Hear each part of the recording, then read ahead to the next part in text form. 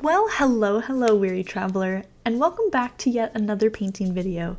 Today I'm tackling the grand and elusive Jabberwocky model by WizKid Miniatures.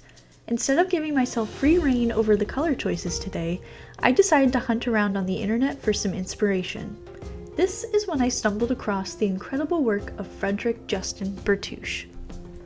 This lovely lad was popular in the late 1700s to early 1830s for his illustrative woodcutting style, specifically his interpretations of mythological creatures. Now, of course, this is where I fell in love with his work. It's colorful, it's dramatic, he creates dynamic poses, and much more. But the specific illustration that stuck out to me was his rendition of a dragon. I absolutely adored the idea of putting eyes on the wings, adding a speckled tail, a little gray curly beard. It's just stunning. So I wanted to follow that color scheme and add it to the Jabberwocky because despite being different creatures, they actually have a lot of similar characteristics. So without further ado, let's just jump into painting.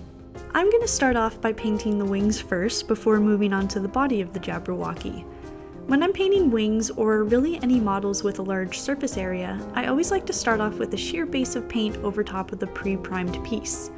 This ensures that as I build layers of color moving forward, there won't be the risk of any primer peeking through.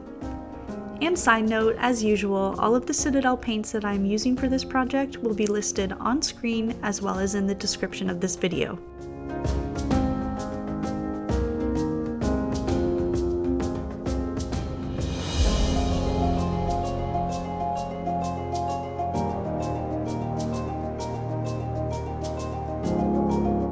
So this is how the initial thin base of paint is looking after I've completed both wings. Now I'm going to paint over this in a similar fashion with the same exact colors just to make it as opaque as possible.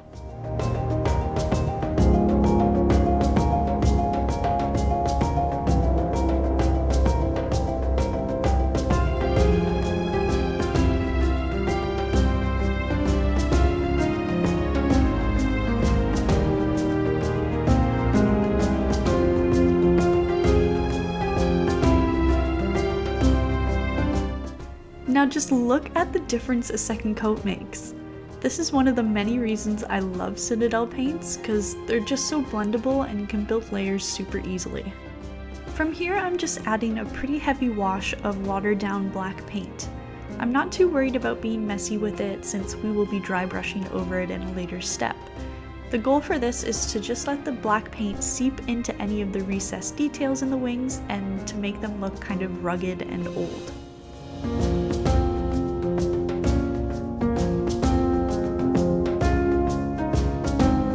Just to save this video from being over a half hour long, I did the rest of the wash on the wings off camera.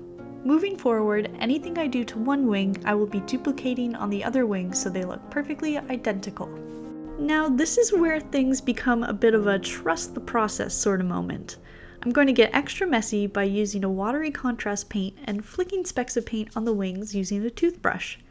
In hindsight, I probably should have put down a paper towel or something to block the paint from getting all over my table, but let's be honest, I've never been an organized and clean painter.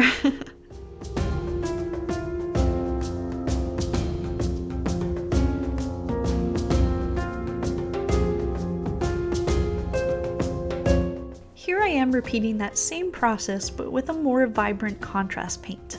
The orange speckles looked great up close, but they weren't really noticeable from afar. However, the yellow seemed to really pop.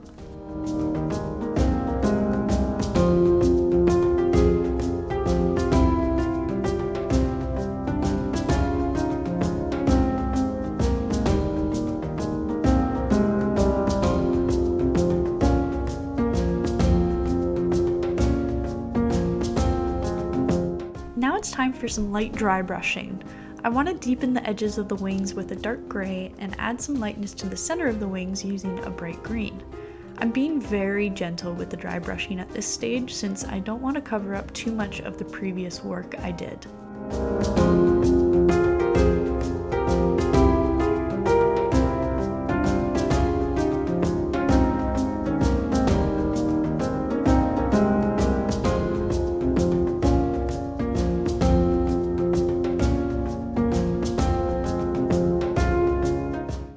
both wings done, it's time to move on to the skeleton bits of the wings. I'm sure there's a proper name for it, but it's escaping my brain right now. So these are just going to be a dark pink to match the color scheme of the dragon we're going off of.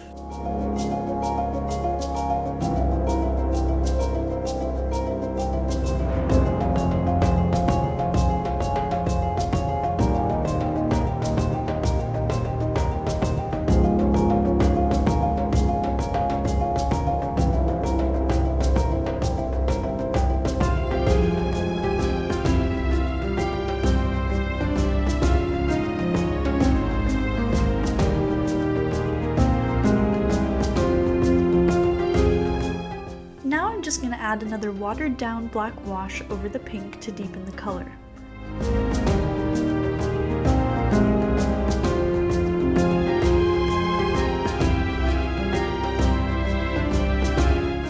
Once that is dry, I'm taking a bright red and adding some horizontal lines to mimic highlights. I'm being extra careful not to touch any of the recessed areas where the black wash settled into the cracks.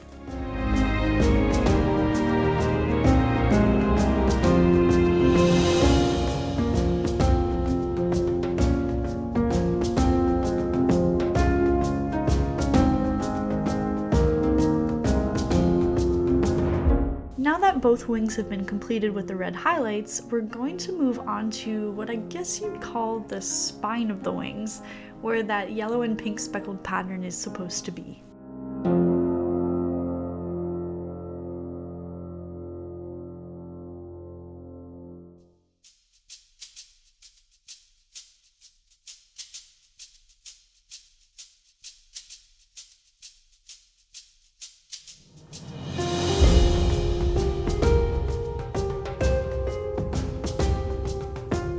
With the base layer of the yellow down, I'm going to be using a combination of contrast paints, one orange and one hot pink.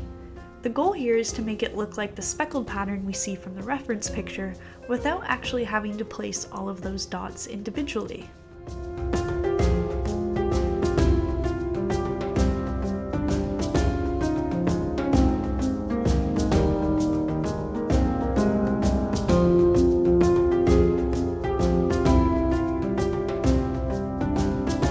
Finally, we're at the stage of completing finishing touches on the wings.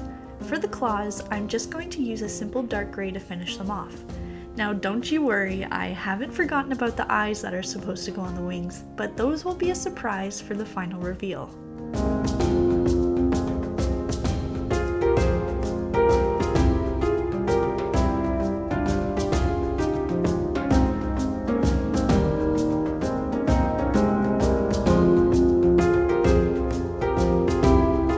It's finally time to move on to the body of the Jabberwocky. I'm going to be painting the base layer in sections, starting with the tail, moving to the torso and legs, and then lastly the head. The key here is to blend each section's colors together, kind of like an ombre effect.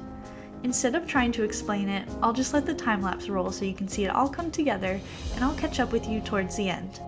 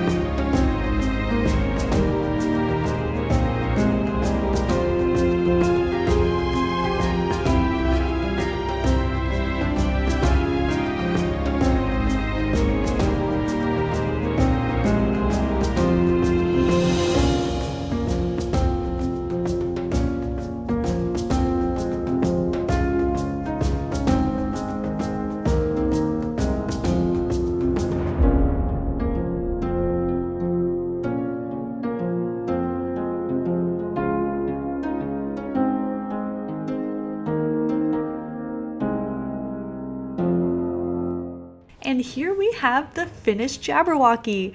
Shout out to Freidrich Justin Burtuch for being one of the coolest folklore artists of his time. I truly wish I stumbled across his work much sooner. It's been an amazing source of inspiration. Normally, I just choose my paint colors as I go, but having them picked out for me before even starting made this project an absolute breeze. But there you have it! I hope you enjoyed following along with this video, and I was happy to have you here along for the ride. Until next time, Traveler!